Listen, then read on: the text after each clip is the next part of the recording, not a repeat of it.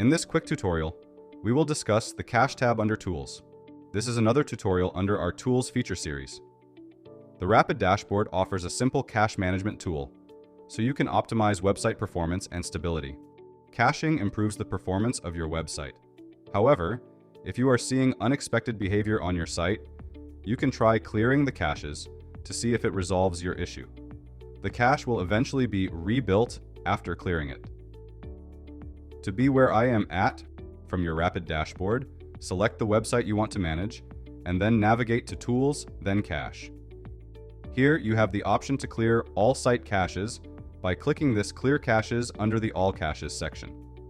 But if you want to be specific about the cache you want to clear, you have separate Clear Cache buttons for OP Cache, Redis Object Cache, and Lightspeed Cache. Clearing the cache is helpful for debugging issues on your WordPress website. The Rapyd dashboard makes this easy to do. If your site starts acting up, clearing the cache could fix the problem.